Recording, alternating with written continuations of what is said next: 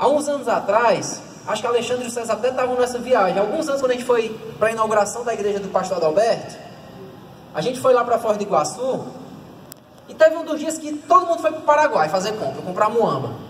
E todo mundo tem direito a uma cota. Se você está dentro dessa cota, você pode passar livremente pelo posto de fiscalização, que não tinha problema nenhum. Aí o papai comprou, acho que foi uma câmera fotográfica, que estava longe de chegar na cota. Disse, rapaz, mas eu vou lá no posto, porque eu quero passar na fiscalização sem medo de ser. Eu digo, homem, pelo amor de Deus, o senhor não precisa disso, não, mas eu vou. Eu vou declarar que eu comprei. Eu digo, pelo amor de Deus, eu posso ser amigo do governo mesmo. Porque a maioria de nós, pelo contrário, a gente estava omitindo, a gente passou da cota, mas vamos esconder isso aqui para que ninguém nem veja. Sabe? Mas é melhor errar por excesso do que, imagina aí, rapaz, o pastor foi pego sonegando. Aí é que era pesado. Aí é que era o pesado. Tá ali o César também, gente, que foi, ó, pagou a cota, né? Mas normalmente, pessoal, e sabe o que é o mais engraçado? A gente dá a hora. Meu Deus, faz que a gente não pare nessa fiscalização, Jesus. Misericórdia. E quando passa, viu, você vai dar o testemunho. Ainda dá o testemunho. Rapaz, teve um irmão aqui. Só para ilustrar isso que está dizendo, a gente voltar aqui ligeirinho. Final do ano, sempre o pastor abre a oportunidade para dar testemunho. Eu sei que um irmão uma vez foi dar um testemunho de uma carteira de habilitação. Rapaz, uma contravenção tão grande que ele fez, ele testemunhando aqui, dizendo que Deus que abriu a porta. Que misericórdia. Paguei R$50. Rapaz, não lá nem viu. Eita, meu irmão. Isso é ilegal, meu irmão. A gente não nasceu para ser um contraventor, não. É certo que o nosso governo, ele parece que ele ouviu os amigos lá o Adonias, que o filho do Davi, quando Davi morre e assume o reinado, que ele vai ouvir os mais velhos, aí dizem, ó, teu pai, Absalão, Adonias não, Absalão vai ouvir os seus amigos e dizer assim, rapaz, acocha ainda mais parafuso. O nosso governo parece que é amigo do Absalão, tem acochado a gente, sabe? Se o Davi estava apertando a gente com o dedo mindinho, ele tem apertado com força. Roboão, desculpa. O que Roboão faz é isso. O que o nosso governo faz é isso. Ele faz é apertar a gente. Mas, enquanto cidadão da terra e do céu, nós devemos errar pelo excesso e não pela omissão. Eu vou ouvir bem rápido vocês e vou caminhar para dar tempo. A Bíblia dá um exemplo para a gente, a questão de respeito à lei ou à autoridade externa. No caso, ela conclama a nação Ao arrependimento. Ela, exatamente. Ela também é jejuar, e aí essa gente fez. Exatamente. Só que no nosso caso é acontecer isso. A gente prefere em rede social, difamar o próximo, ligar. Pessoal, a Bíblia nos dá princípios. O que o Neto está dizendo é basicamente isso. Quer ser abençoado? A gente vai já ver isso aqui, que tem homens que oram e não recebem porque eles quebram princípios. Quebra o princípio dentro da nossa própria casa. Desonra a esposa, trata mal a esposa, aí vai orar, quer que Deus abençoe. Abençoa não. Deus, ele estabelece princípios para nos abençoar. Eu não posso nunca estar quebrando um princípio e mesmo assim revogar de Deus a bênção. Não dá. Quer ser abençoado? Viva uma vida de princípios. Siga os princípios que Deus estabelece e aí as bênçãos vêm. Então, quer ser abençoado? Comece honrando aqui as autoridades constituídas, sabe?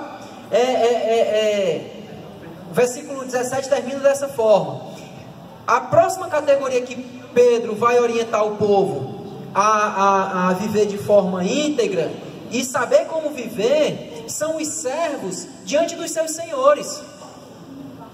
Os servos aqui, pessoal, eram uma espécie, não é aquele serviço do escravo mesmo, mas era uma espécie de caseiro, aquela pessoa que de fato era um funcionário, era um empregado. Pedro vai dizer que nós temos que nos sujeitar a esses servos por amor ao Senhor, tanto ao bom como ao mal, assim como os governantes. O versículo 20 ainda vai dizer o seguinte. O versículo 19 diz que nós agindo dessa forma, isso é agradável a Deus. E quando nós agimos assim, a glória ela vai para o Senhor. É tão bom, irmãos, quando a gente vai conversar com algum patrão, ele diz assim: rapaz, o meu braço direito é um crente, ou homem direito. Ou homem direito. Mas pela experiência que nós temos, às vezes a gente tem algumas informações contrárias. Tem alguns comerciantes que dizem assim: rapaz, eu faço negócio com todo mundo, não tenho problema com ninguém, mas na hora que eu vou fazer com crente, rapaz, é um problema, porque é um povo cheio de direito, é um povo que não diz que está logo sendo perseguido. Tinha uma irmã que congregava aqui, que ela tinha uma empresa e ela contratava muitas pessoas para trabalhar na empresa dela. Chegou um ponto que ela disse: não vou contratar mais crente. Porque o crente, no dia que tem a vigília na igreja dele, ele chega atrasado no outro dia, porque ele passou a noite orando. Aí ele tinha que dormir. Não, irmão, estava orando, estava intercedendo até pela sua empresa, irmão. Olha aí, pensa. Mas não é assim, irmão. Não é assim. Nessas horas a pessoa tem que chegar e dizer assim: mano, a gente é irmão aqui, mas negócios à parte, né? Eu lhe contratei para você aqui fazer um ofício, cumprir um ofício, me prestar um serviço. E Pedro está dizendo aqui que a relação entre senhores e servos é que esses servos eles devem tratar bem os senhores e respeitar os senhores, sejam eles bons ou ruins. Bons ou ruins, porque a sua atitude assim exalta o próprio nome do Senhor. E ele ainda diz até assim, ó. Cadê Jesus? E ele ainda vai dizer que da mesma forma em que Jesus sofreu, mesmo sendo ele justo, morreu por nós pecadores. Por mais que nós, muitas vezes sendo funcionários, nós somos perseguidos, nós devemos deixar ser perseguidos, sabendo e reagir de forma agradável. Porque assim o nosso Deus, o nosso Senhor, em quem nós devemos nos espelhar, Ele agiria. Rapaz, eu vou aqui me deixar fazer de besta, por amor ao Senhor. Se essa pessoa pensa que está me explorando, eu vou deixar, por amor ao Senhor. Porque no momento certo, eu serei glorificado, eu terei honra, vamos dizer assim. Eu terei honra. Então a relação entre servos e senhores, como cristão deve agir dessa forma, sabendo entender de que forma eu, enquanto servo, devo agir. Se eu sou patrão, meu irmão, eu devo tratar também com humildade, devo tratar com humanidade o meu servo, o meu funcionário hoje no nosso contexto. Eu quero chamar a atenção no capítulo 3, são os últimos tópicos que nós vamos falar. Pedro aqui, desde o verso 11, como eu disse, ele está tratando de relacionamentos. Ele vai tratar como o crente deve agir em relação às autoridades, ao governo. Ele vai tratar a relação entre senhores e servos. E agora ele vai tratar como as mulheres devem tratar os seus maridos. Verso 3 diz o seguinte: semelhantemente, vós mulheres, sede sujeitas, submissas ao vosso próprio marido, para que também, se algum não obedece à palavra pelo procedimento de mulher, seja ganho sem palavras, considerando a vossa vida casta em temor. O enfeite delas não seja exterior, no frisado do cabelo, no uso de joias de ouro, na compostura de vestes, mas o homem encoberto no coração, no incorruptível. Como é que deve ser? Olha, um traje de espírito manso e quieto, que é precioso diante de Deus. Aí ele vai usar um exemplo: porque assim se adornava antigamente as mulheres que esperavam em Deus, e vai usar o exemplo de Sara e Abraão no verso 6. É interessante, irmãos, que aqui Pedro, ele está pegando a relação entre as minorias, que são muitas vezes discriminadas, e encorajando essas minorias. O povo em relação ao governo, normalmente o povo é afligido. O servo com o seu senhor, muitas vezes o servo é afligido. E aqui, pessoal, apesar de não parecer, Pedro ele está trazendo a mulher para um patamar superior do que o contexto da época. Porque a mulher aqui não tinha nem esse privilégio, a palavra é essa. A mulher não teria nem esse privilégio de ser tratada em primeira pessoa. E Pedro aqui está dizendo: ó, vós mulheres, vocês querem saber como vocês devem se portar diante dos vossos maridos? E se vocês têm algum marido que não são ganhos pela palavra, se portem como sujeitas, isso é, submissas. a tal forma, sejam tão submissas no seu comportamento, que talvez não seja preciso nem vocês falarem para ganhar o esposo de vocês a Cristo. Então Pedro aqui está dizendo que as mulheres, hoje elas têm um privilégio, elas têm equidade, elas são reconhecidas no cristianismo assim como os homens são. Nós vamos já ler a responsabilidade do homem, e Pedro vai dizer isso. As mulheres são co-herdeiras, assim como nós somos homens. Pedro ele diz, se sujeitem, sejam submissas ao próprio marido de vocês, e que pelo procedimento seja ganho sem palavras. A preciosidade de vocês, mulheres, o enfeite, não precisa ser exterior. O marido precisa ver a riqueza que há em vocês, não é no enfeite do frisado do cabelo, ou nas joias. Mas no versículo 4, quando ele diz assim, mas o homem, ele quer dizer o gênero humano, isso é a mulher. Ela deve ter o seu local de destaque, a sua preciosidade, num trajo de espírito manso e quieto, que é precioso diante de Deus. Nós esperamos, o que a Bíblia orienta, que nós devemos esperar da mulher, a compostura, a prudência, que muitas vezes não precisa nem falar, mas que a atitude dela nos envergonhe.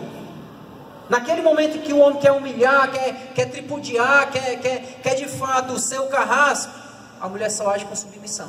Tá bom, é assim mesmo. Você não está mandando? É pior do que um tapa na cara. Quando você está procurando a briga e a pessoa diz, tá bom, é isso mesmo, você tem razão. Isso daí vai convencer o esposo aqui, no caso que Pedro está colocando exemplo, que não é crente. Sabe aquela mulher que fica, marido, vai para a igreja hoje, rapaz. Rapaz, eu estou ouvindo lá na igreja que se tu continuar nessa tua vida aí, tu vai para o inferno. Rapaz, o homem vai querer tudo menos a igreja. Como a gente diz, vai encher o saco. Mas na própria atitude dela, o homem deve se sentir atraído pelas coisas de Deus. Rapaz, eu estou vendo aqui como é que minha mulher prudente, uma mulher que a própria atitude dela de compostura me apresenta a Deus. O meu avô, pai da minha mãe, ele aceitou a Jesus nos últimos dias da sua vida, um mês antes dele falecer. E ele tinha uma ordem na casa lá dos meus pais, da minha mãe, né? Dos meus tios e da minha mãe. Ele dizia assim, olha, vocês, entre os meus tios e para minha mãe, vocês vão ser protestantes igual a mãe de vocês. Quer dizer, o meu avô via na minha avó que a atitude dela era a mesma que ele esperava dos filhos. Vocês vão ser protestantes igual a mãe de vocês. E ele tinha uma vida na época bem libertina, fumava, bebia. Mas ele dizia, e eu tenho um tio homem. Ele dizia, eu não quero isso para você não, você vai ser protestante igual a sua mãe. Por quê? Porque ele via na conduta de vida da minha avó algo superior. E é essa a conduta que Pedro está aqui mostrando que a mulher tem que ter ao marido não crente. Que ele possa ver nas atitudes dela que são mais excelentes. E aí ele vai dar um exemplo aqui bem prático e bem conhecido deles, que é Sara em relação a Abraão. Agora para nós homens, verso 7. Igualmente vós maridos, coabitai com entendimento, dando honra à mulher como um vaso mais fraco. Essa primeira parte aqui do versículo, Pedro não está dizendo que a mulher é inferior intelectualmente aos homens, não. Esse contexto aqui ainda era muito latente, muito forte a parte da força física. Então o homem que é mais forte fisicamente, ele deve honrar a mulher em algumas atividades, saber que cabe a ele mesmo. Tem que dar honra à mulher e dizer assim, não, isso aqui pode deixar que é comigo. Mas eu conheço alguns homens que misericórdia, é tudo nas costas da mulher, sabe, a mulher é mais macho que ele. E tem coisas, meus irmãos, tem coisas que Deus nos capacitou, eu e você homem, para que nós realizemos esse papel. Se a gente colocar jogar, essa batata aqui eu não quero não, segura essa daí, para nossa esposa, ela pode até cumprir, mas vai ser cansativo, uma hora vai fadigar, uma hora ela vai dizer eu não aguento mais. se você cumpre um papel que não é o seu, uma hora cansa, ou sai mal feito. Então os homens, nós temos que ter esse entendimento, que a nossa esposa, ela é um vaso mais frágil, sabe? Nós temos que tratá-la dessa forma, nós temos que coabitar no sentido de nos relacionar dentro de casa, é aquele relacionamento doméstico, tendo esse entendimento. Como sendo vós os seus co-herdeiros da graça. Aqui Pedro está dizendo, está todo mundo nivelado. A mesma graça que está sobre o homem, está sobre a mulher. O mesmo amor que alcançou o homem, está sobre a mulher também. Para que não sejam impedidas as vossas orações. Reflexão para hoje à noite. Como você tem tratado sua esposa? Rapaz, eu estou orando por uma causa, irmão, e o negócio ainda está arquivado lá, engavetado. Talvez você esteja desobedecendo um princípio. Talvez você esteja negligenciando uma ordem. Ordem essa, princípio esse, que é o seu relacionamento com a sua esposa. E Pedro aqui nessa aplicação prática, ele diz, olha, é necessário que vocês tenham entendimento. É necessário que vocês, maridos, tratem as suas esposas de forma digna, de forma honrosa, sabendo que ela é um vaso mais frágil. Nós temos que assumirmos o nosso papel, irmão. Sabe, o papel de sacerdote, o papel de provedor, o papel de protetor. Você tem protegido sua esposa, sabendo que ela é digna dessa proteção, que ela, como um vaso mais frágil, cabe a você proteger. Sabe, a gente vê alguns irmãos aí tão relapso com suas esposas, deixando de qualquer jeito, deixando avulsa. E aí tem um ditado que diz que toda ausência ela é difícil, sabe? Quem muito se ausenta, uma hora não dá certo não. Então, nós homens temos que ter esse entendimento de tratar nossas esposas dessa forma. Irmãos, tem um último trecho aqui, porque Pedro, a partir desse momento, ele vai dar algumas aplicações práticas, falando ainda da paciência na aflição, como eu falei no início, que o texto todo, o livro todo, Pedro vai falar de perseguição. O tempo todo Pedro vai falar de como nós devemos reagir nos momentos que nós estamos sendo afligidos. E a partir do verso 8, nós vamos ver Pedro falando que Cristo, ele é o nosso referencial, que se entregou por nós, mesmo sendo afligido. Mas tem um texto aqui, a partir do versículo 19, a partir do versículo 18, que ele vai dizer assim, ó: porque também Cristo, que é o nosso exemplo daquela pessoa que sofreu aflição e mesmo assim soube como reagir a elas, porque também Cristo padeceu uma vez pelos pecados, o justo pelo injusto, isso é, Jesus que é justo morreu por nós injustos, para levar-nos a Deus, mortificados na verdade na carne, mas vivificados pelo Espírito, no qual também foi e pregou aos espíritos em prisão, aos quais em outro tempo foram rebeldes, quanto a longanimidade de Deus esperava nos filhos de Noé, enquanto se esperava a arca, na qual em poucos dias, isso é, 8, almas se salvaram pelas águas, que também como uma verdadeira figura, agora vos salva, o batismo, não no despojamento da imundície da carne, mas da indagação de uma boa consciência para com Deus pela ressurreição de Jesus Cristo, o qual está à destra de Deus, tendo subido ao céu, havendo-lhe sujeitado os anjos e as autoridades e as potências. Esse último trecho aqui da carta, Pedro ele vai nos dar mais uma vez o exemplo a quem nós devemos seguir, que é Jesus Cristo, que foi afligido, que ele mesmo sendo justo, se entregou por nós injustos. E ele faz um paralelo do ofício que Cristo cumpriu. Ele mostra uma tipologia que foi feita lá atrás no Antigo Testamento, como nos dias de Noé.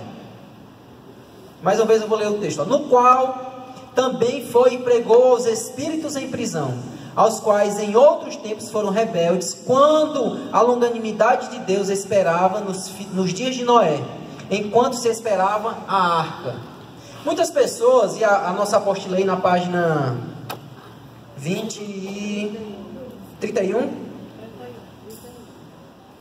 página 31, ele vai mostrar que Cristo, o servo sofredor, mas que se deu a exemplo de todos nós.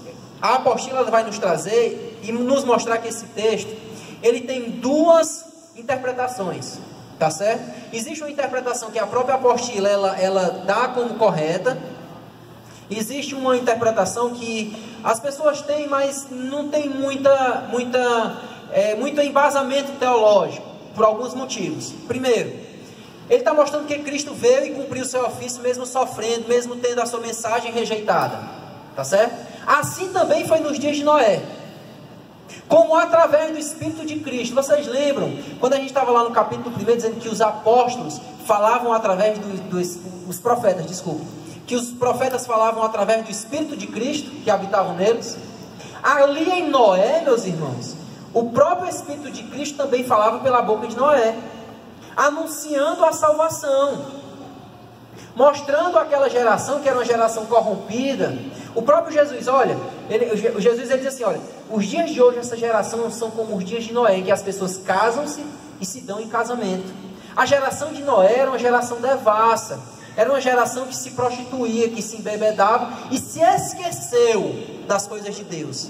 Até que Deus olha a terra e vê uma pessoa em que ele encontra graça. Esse é Noé. E Deus levanta Noé para proclamar a salvação. E essa proclamação da salvação, ele falava pelo Espírito de Cristo, mostrando aquelas pessoas que viriam juízo, mostrando aquelas pessoas que o tempo estava próximo, que viria condenação, e que as pessoas elas foram condenadas através das águas que caíram dos céus, que a terra se abriu, e as águas inundaram e veio juízo sobre aquelas pessoas. A primeira interpretação que a apostila vai nos trazer é essa que eu estou falando, em que Noé fala através do Espírito de Cristo, trazendo aquelas pessoas a possível redenção, a possível salvação. Mas Noé foi afligido, assim como Jesus foi, porque Noé era ridicularizado, ele era perseguido, ninguém acreditou na sua pregação, assim como também Jesus pregou, anunciou, e ele foi tido como, para alguns, como pedra de escândalo. Aquelas pessoas que deveriam crer disseram não é isso aí que nós queremos não, negaram a ele.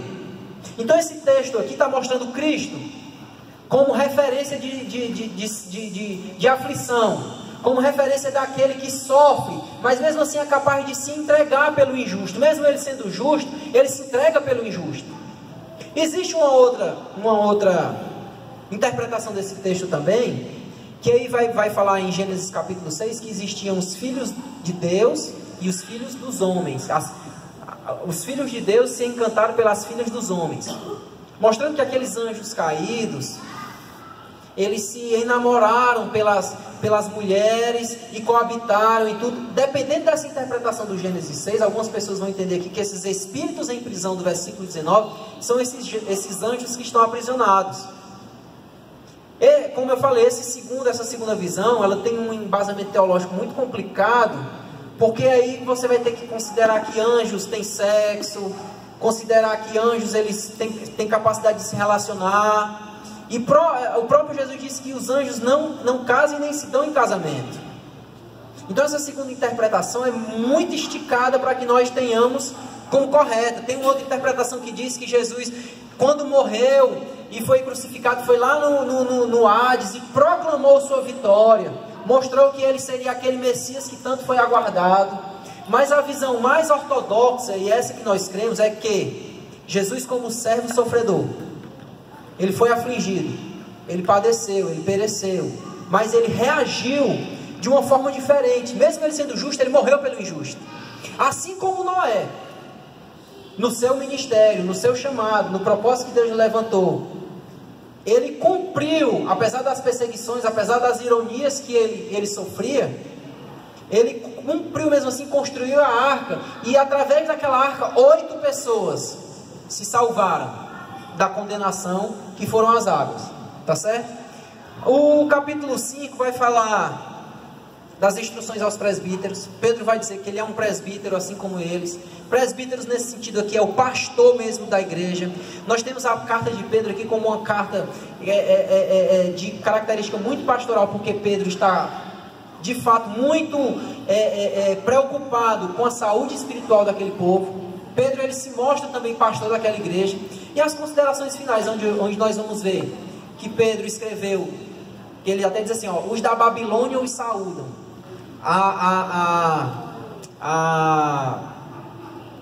Vamos dizer assim, o que mais é aceito, que essa Babilônia que Pedro está se referindo, é Roma, tá certo? Porque Roma tinha as mesmas características também de pecados em que o sistema babilônico, a cidade babilônica lá de trás do Império Babilônico, lá de trás tinha. E nós vamos ver Pedro falando que existia uma pessoa que o auxiliou na escrita dessa carta, que é Silvano, o seu amanuense. Então eu quero aqui encerrar nessas considerações finais. Próxima aula nós vamos para 1 João.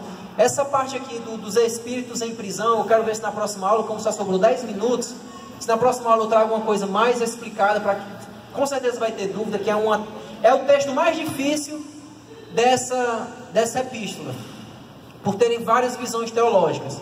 Mas na próxima aula a gente dá só uma pincelada final disso aqui e já parte para 1 João, tá bom? Vamos ficar em pé?